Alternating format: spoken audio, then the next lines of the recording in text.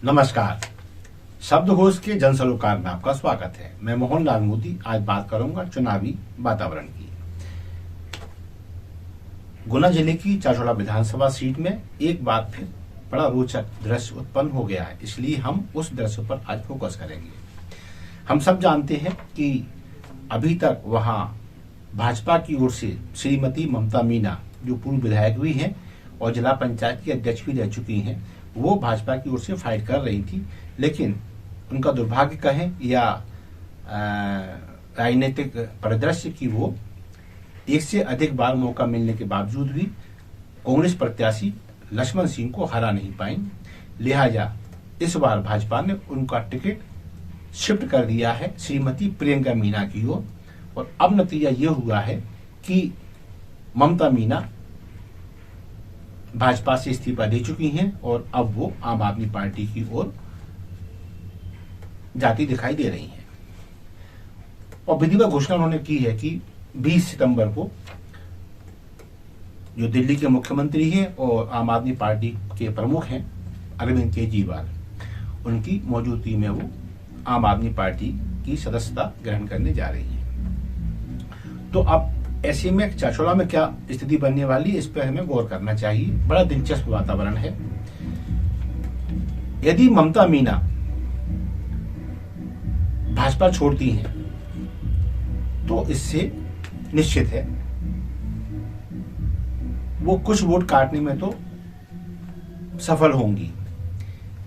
ये वोट थोड़ा सा भाजपा ही होगा, थोड़ा सा भाजपा के विरोध का होगा और थोड़ा सा ममता मीना का व्यक्तिगत संपर्क वाला उनका समर्थक ये होगा। तो जो सबसे ज्यादा काट छांट की जो आशंकाएं दिखाई दे रही हैं वो मीना समाज में ज्यादा, क्योंकि दोनों प्रत्याशी मीना है, प्रियंका मीना भी और ममता मीना भी। अब सवाल ये उठता है कि इससे फायदा किसे और नुकसान किसे। तो नुकसान कितना होगा पहले इसका आकलन करना पड़ेगा।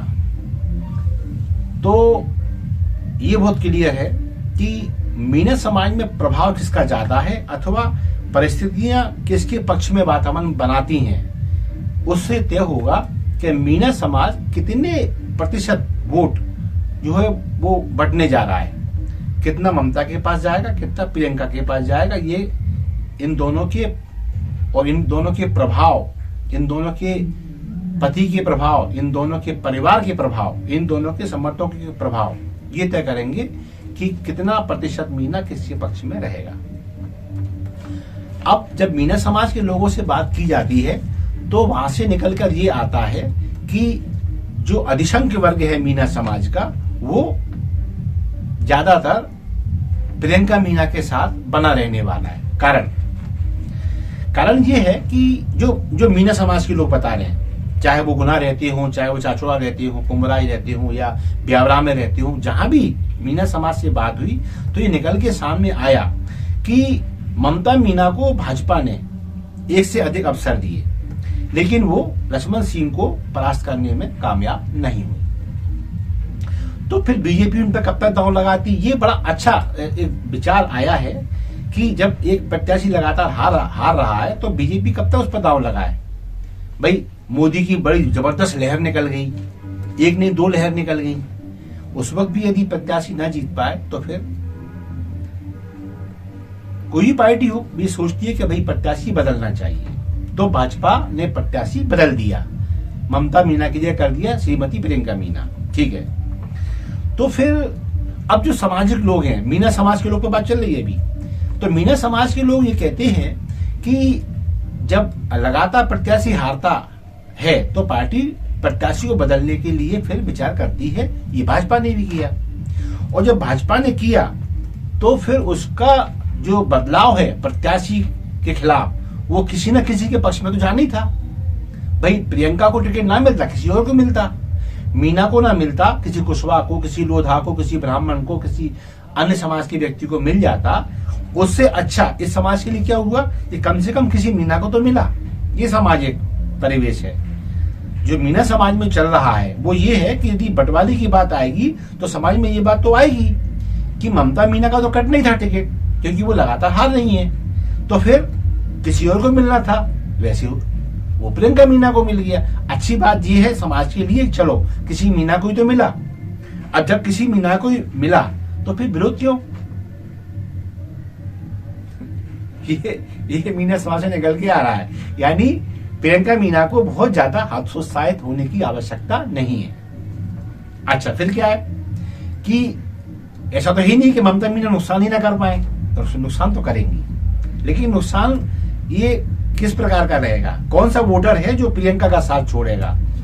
तो प्रियंका को उस पर फोकस करना चाहिए। जैसे व्यक्तिगत, ममता का व्यक्तिगत संपर्क वाला व्यक्ति वो डाइवर्ट हो सकता है, जिस उनका रिश्तेदार नातेदार जो नियरेस्ट है, संभव है प्रियंका के भी वो रिश्तेदार नातेदार निकल आए। तो यहाँ तय होना चाहिए कि किसका व्यवहार ज्यादा विनम्र है, कौन ज्यादा झुक पाता है, ये तय करेगा कि रिश्तेदार नातेदार कहाँ जाएंगे।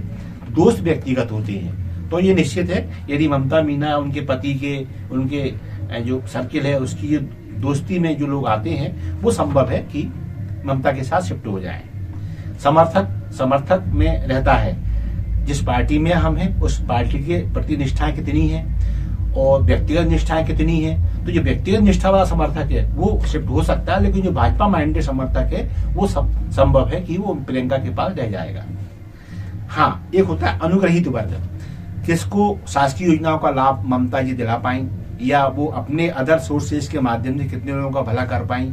तो एक ऐसा वर्ग होता है जो व्यक्तिगत रूप से प्रभावित हो जाता है। तो ऐसा वर्ग भी यदि वो कहना चाहिए भाजपा योजना से लाभान्वित हुआ है और उसको लगता है कि ये लाभ मुझे ममता मीना ने ही दिलाया है, तो ये वर्ग थोड़ा सा ममता के साथ शिफ्ट होगा। इसके लिए प्रियंका मीना को तैयार रहना चाहिए। लेकिन अब जो निकल के आ रहा है कि ये कटिंग होगी अब जो वोट की, उससे नुकसान किसका, फायदा किसका? तो जब वोट शिफ्ट ममता के साथ होगा, थोड़ा बहुत हो भले, तो निश्चित है वो ममता का अपना निजी लाभ है। जितनी कुछ ये उनकी नई पारी है, तो जो भी कुछ मिलता है वो उनके लिए नई कमाई है, ये उनका लाभ है कि हाँ कुछ वोट थोड़ा बहुत उनके साथ शिफ्ट हो रहा है। लेकिन इसमें बड़ा आश्चर्यजनक गणित ये है कि भाजपा को या भाजपा प्रत्याशी को इससे बहुत ज्यादा हानि नहीं पहुंचने वाली है, बल्कि मैं ये कहूंगा इसके शिफ्ट होने से ना लाभ है भाजपा को ना हानि है। अब ये बड़ा विचित्र वो है गणित, कैसे? तो इसमें अपन समझेंगे इसको। यदि ये ममता मीना कांग्रेस में जाती तो जो ममता समर्थक वोट है वो सीधा कांग्रेस प्रत्याशी लक्ष्मण सिंह के पक्ष में डाइवर्ट हो जाता। तो यानी कहते हैं ना कि जब लोकतंत्र में मतदान के दौरान जब एक वोट किसी पार्टी से शिफ्ट होकर दूसरी में जाता है तो वो दो का अंतर पैदा करता है। जैसे मान लीजिए दो प्रत्याशी चुनाव लड़ रहे हैं, 8 वोट हैं, 8 लोगों को वोट डालना है, तो एक के पास यदि 3 गए, एक के पास 5 गए, तो अंतर कितने का है? ये 2 वोट का। लेकिन जब एक वोट यहां शिफ्ट होता है तो फिर वो केवल 1 वोट का अंतर तय कर पाता है, क्योंकि 2 का वो था, जब माइनस होता है तो दोनों पे 4-4 हो जाते हैं। तो ये क्या हुआ कि जो 2 का अंतर था वो 1 का रह गया। लेकिन जब ये 4-4 में से 1 वोट जब शिफ्ट होता है, नकारात्मक जिसे वोट कहते हैं, तो ये 2 का अंतर पैदा कर देता है कि कायदे से 1 शिफ्ट हुआ है, लेकिन जब 1 शिफ्ट होता है तो फिर जिस 4 वाले पे 3 रह जाते हैं वो 1 कम हो जाता है, और जिस पे जाता है उस पे 5 हो जाने से 1 बढ़ जाता है, तो 3 और 5 2 का अंतर हो जाता है। तो यदि ये वोट कांग्रेस में डायरेक्ट शिफ्ट होता, विरोध का वोट, व्यक्तिगत संबंध का वोट, तो ये गुणात्मक प्रभाव डालता किस पे? भाजपा पे, भाजपा प्रत्याशी पर। तो यानी भाजपा के मान लीजिए 5 वोट शिफ्ट हुए तो उसको प्रभाव 10 वोट का पड़ता। लेकिन यदि ये इधर आप में जा रही हैं ममता मीना, तो ये प्रियंका के लिए फायदे का सौदा है। समझे कैसे? कुछ वोट एंटी इनकम्बेंसी का भी होता है। अब एंटी इनकम्बेंसी प्रियंका की तो है ही नहीं, कि वो तो नहीं है, बिल्कुल एकदम कोरी स्लेट है। ये एंटी इनकम्बेंसी सत्ता के लिए भी होती है, कई बार पार्टी के लिए भी होती है।